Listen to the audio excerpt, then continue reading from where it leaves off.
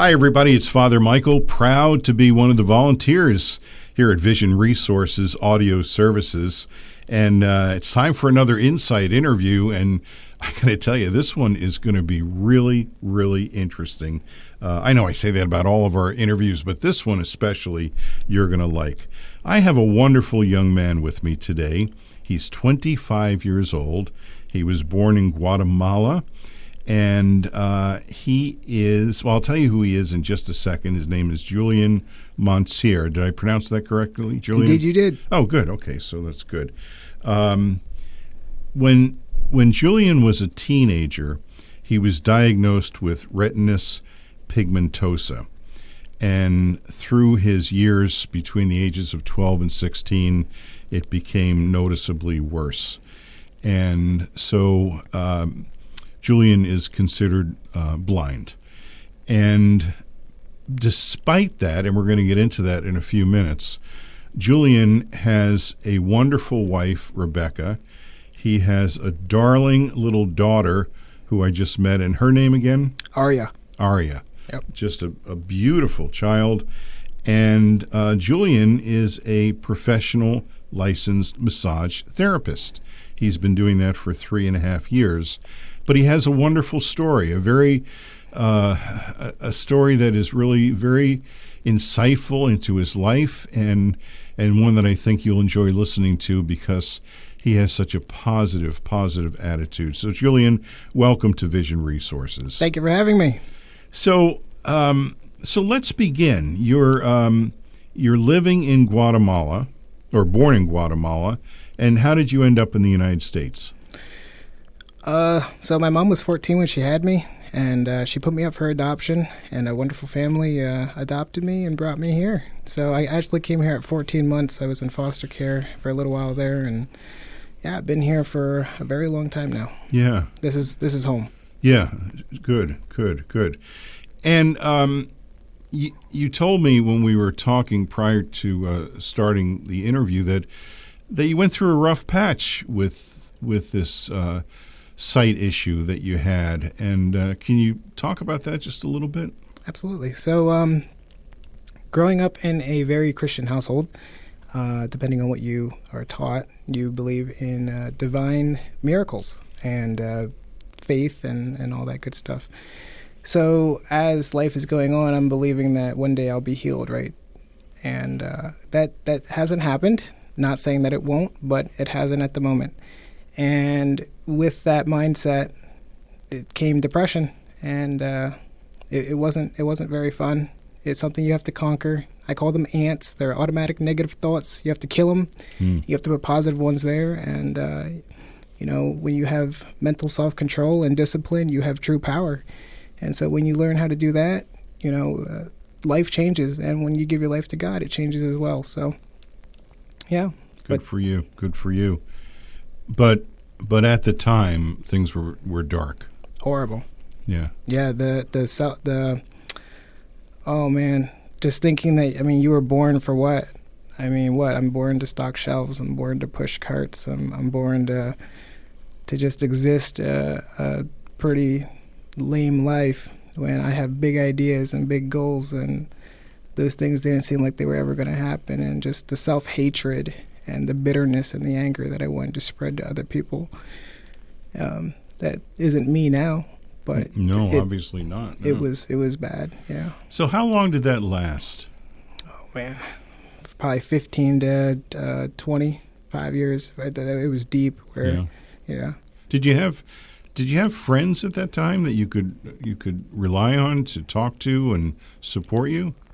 Absolutely, but I think the thing is you can only put your friends through so much, and you start burning bridges, and right.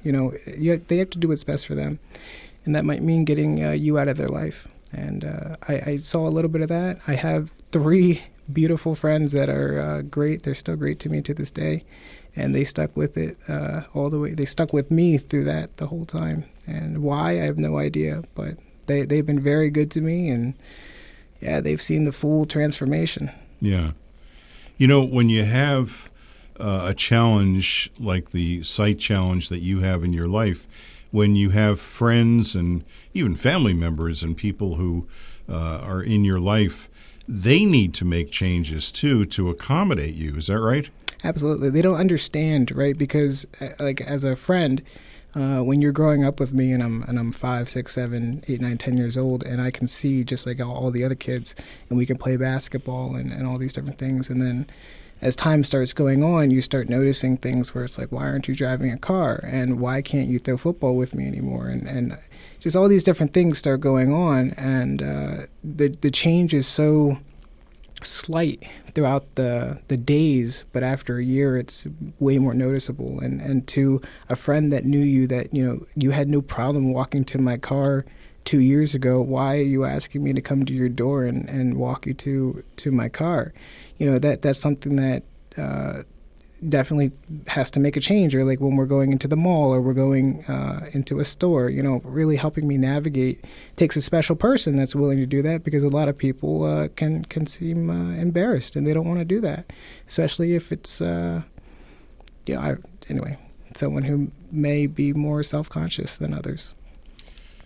You were telling me about making that decision that you wanted to become a massage therapist, but you had to go to school for it. Tell our listeners about the challenges you had in making that happen. Well, when I had the idea that that's what I wanted to do, it was during COVID and the beginning of it, where everything was shutting down. So I called all around to the main schools in the area here, and they were not open, and they were doing it online, which I don't know how you do massage online, but they shut that down. The national board shut that down pretty quick. So the only school that was open was Cortiva, and they said that they would help me if I could get to them every day. And they had already had 2 other people that went through the program that was doing well, that were also visually impaired. And so I had to get on a train and went an hour and a half to Paoli, and then got on a SEPTA bus that took me to Cortiva. Did that 5 days a week, and that's just what you have to do. I said to you when we were talking that even for a sighted person, that sounds like just a real challenge to. You said you had to be on the train at 6:30 in the morning. You had an hour and a half train ride, and then you had to switch to a SEPTA train and then get to the school.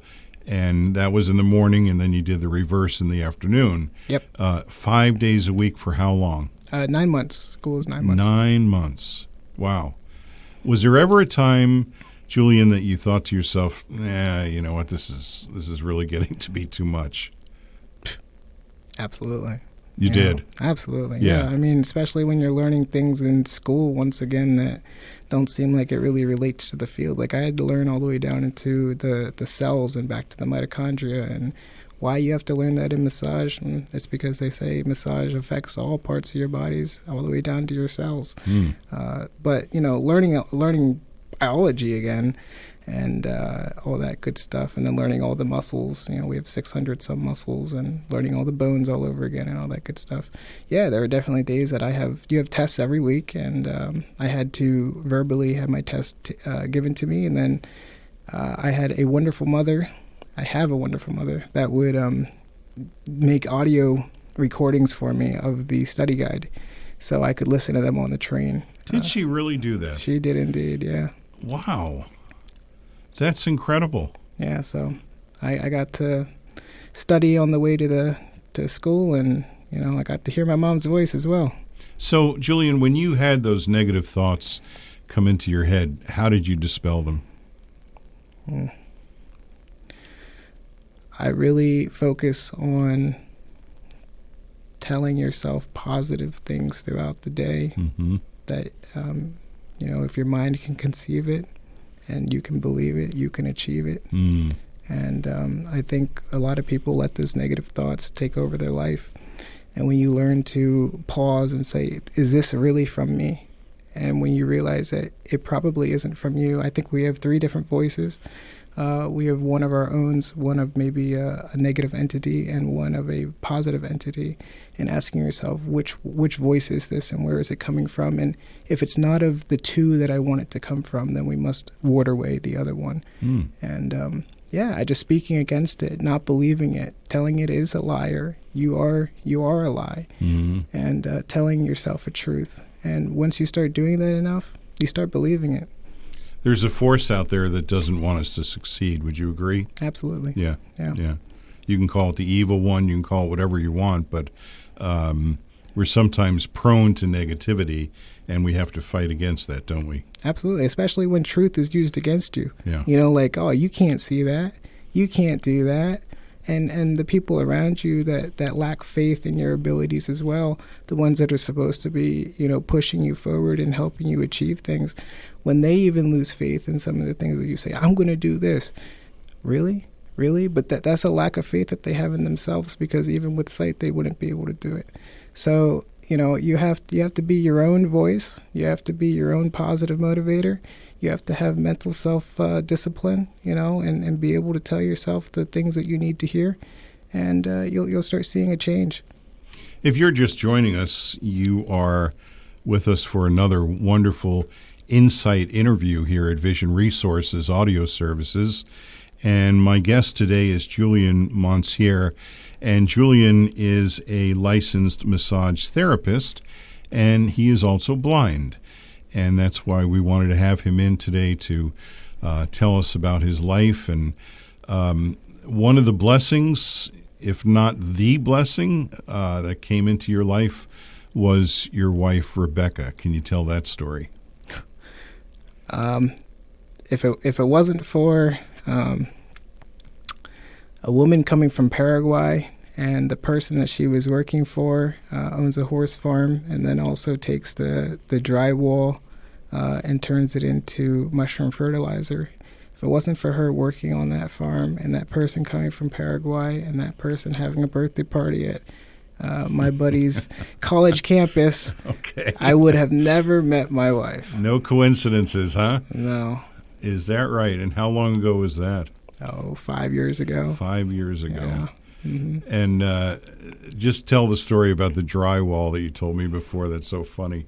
Yeah, I mean, so we probably only known each other for a year at that time, and she had asked me if I wanted to help her throw drywall, and I'm like, you understand I'm blind, right? Like, I'm not, like, these are big piles of drywall, right, and you have to throw it into the dump truck. Yeah. And she was like, well, if you can't do it, then just sit there and talk with me. And that meant a lot to me, so that's what we would do. And I obviously, I made it happen. I made it work. I can't let her do all the work. And so, yeah.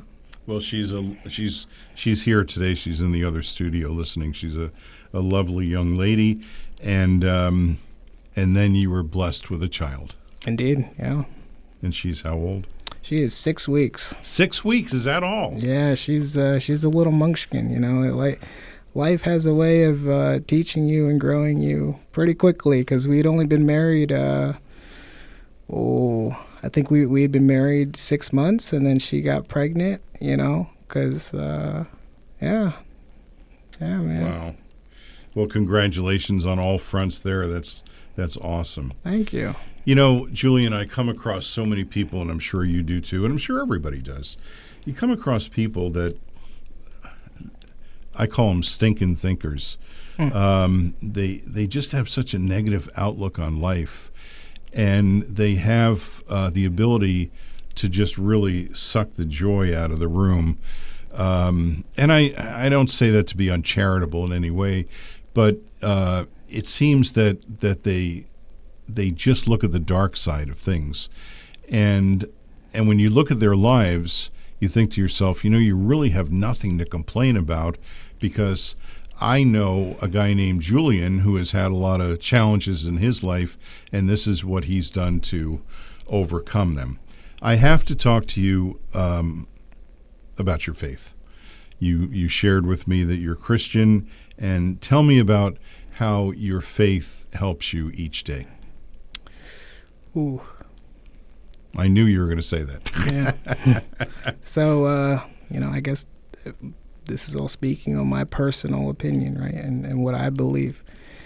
So I believe that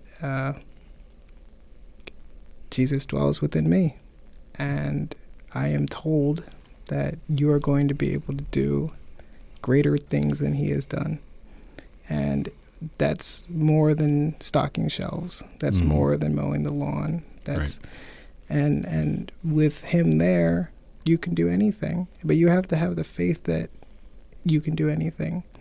And that's not any way in a cocky way. I understand that there are things that I cannot do, quote unquote, right? But to not even attempt or try to learn, that's when you fail, when you tell yourself that you can't. You've already lost the battle. So, I really think that just knowing that I have a God that for some odd reason wants to have a relationship with me, wants to hold me in his hand and protect me, and wants me to continue serving others, why wouldn't the things that I have planned for, why wouldn't they come to fruition if it is truly in his plan and if it's truly to help others?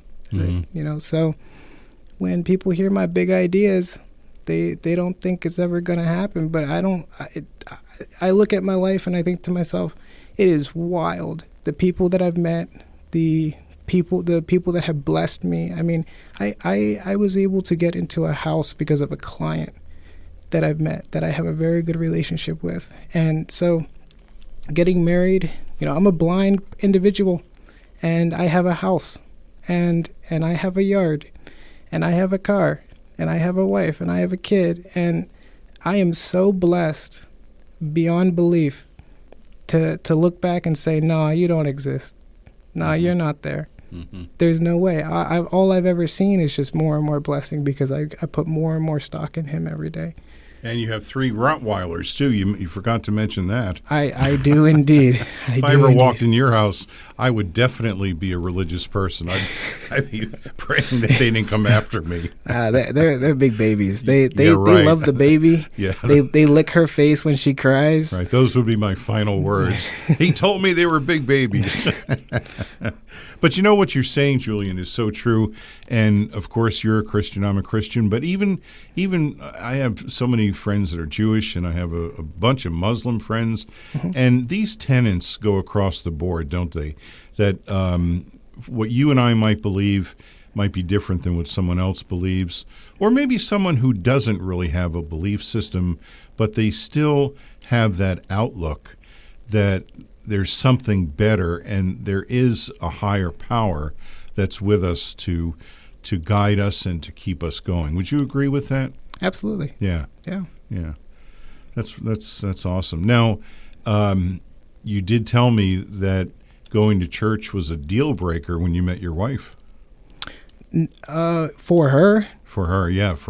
Yeah, she is definitely someone that enjoys finding a church family and being a part of church, and that was something that I think is really kind of hard to find these days. And there are certain values that I have that I really like in people, and then especially when in looking for a woman. And that was one that really stood out to me, that she actually had a motivation to go to church. She's not the type of person that really listens to secular music. She's a little quirky, and I really enjoy that. Okay. But like our conversation is just that was what it was built off of for the first 3 years of our friendship. Was just built off of conversation about the Bible, about life, about philosophy, and just talking. I think the key to a good marriage is to be friends first, right? Absolutely. Yeah. Makes it a lot easier. Yeah, it does. Yeah. It does. You're listening to Audio Services here at Vision Resources of Central Pennsylvania.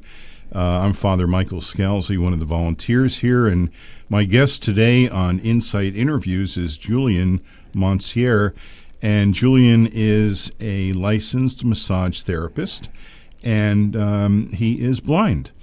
And Julian, you and I were talking about the future, and I want to spend our remaining minutes talking about that. You have so many wonderful ideas you're a young guy. You're 25 years old. I have socks older than you, but I think that you ever think about getting rid of them?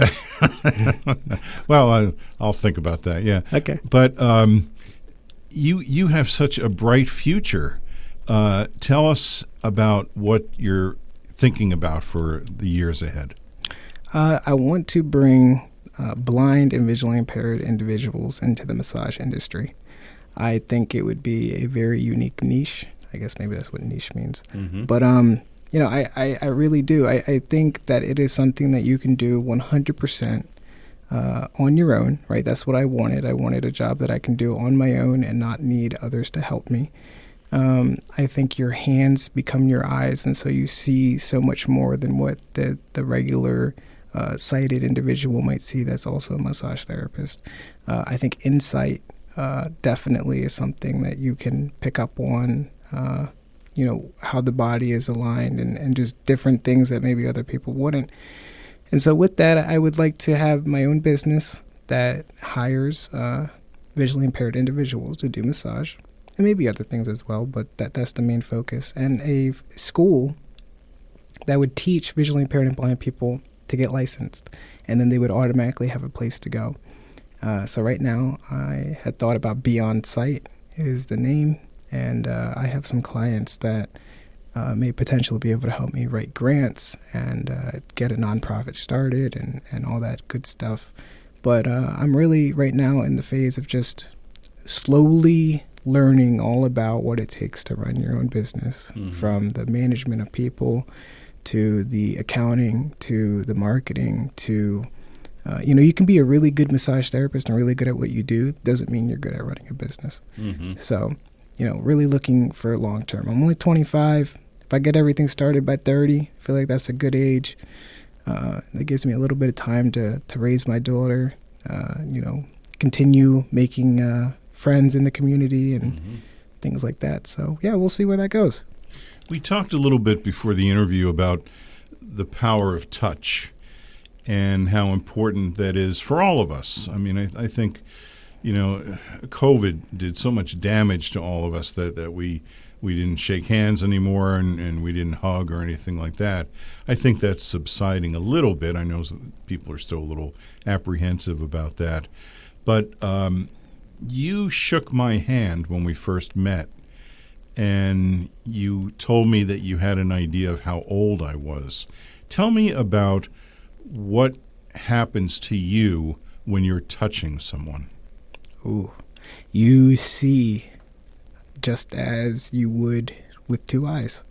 I firmly believe that. Remember, I got to see just like everybody else up until 12, 15 years old. Mm-hmm. So I know what facial expressions look like and hands and feet. I know what things look like. And my hands do just as good of a job as the eyes. And I truly believe that. So when I can feel your hand, I can feel the size. I can feel whether or not you got a little chub or you're super muscular.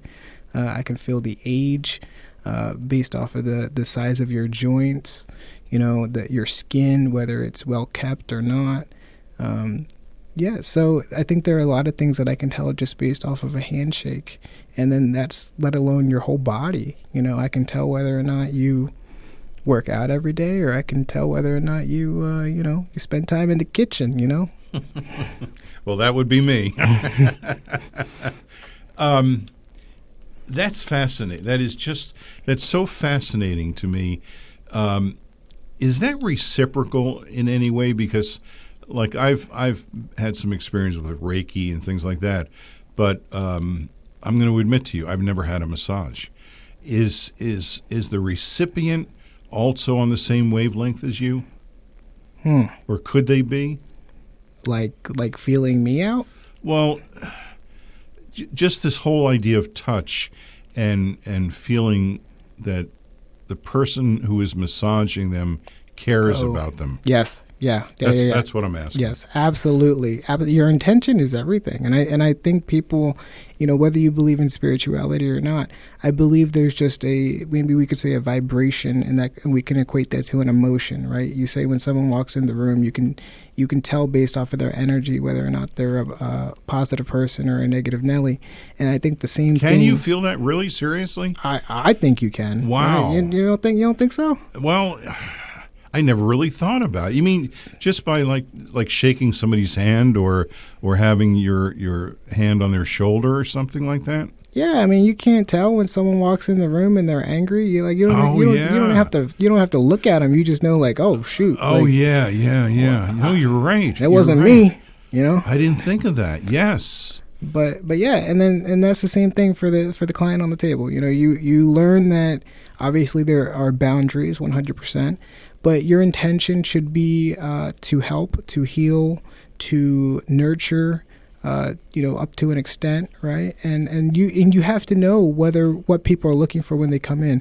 There are definitely people that come in that are looking for love. They're looking for someone to just acknowledge their existence, to talk to them, to know that they're there. And then also, like you said, the power of touch. It is something that I believe it releases chemicals in your brain like dopamine. Mm-hmm. And other people are there because they truly, they don't really care that about talking to you. They really just have a crick in their neck and they want some help. Right. And so you have to know the difference when working on them. What are you looking for? Yeah. That's fascinating. That is absolutely fascinating.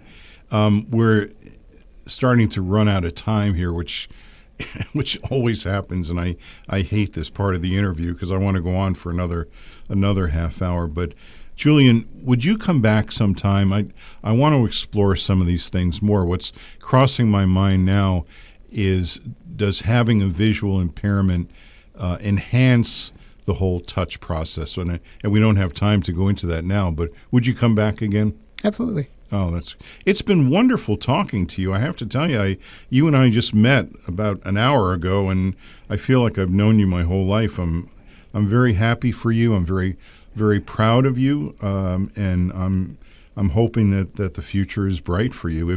If any of our listeners want to get in touch with you, is it okay if they contact Vision Resources, or do you have a direct contact?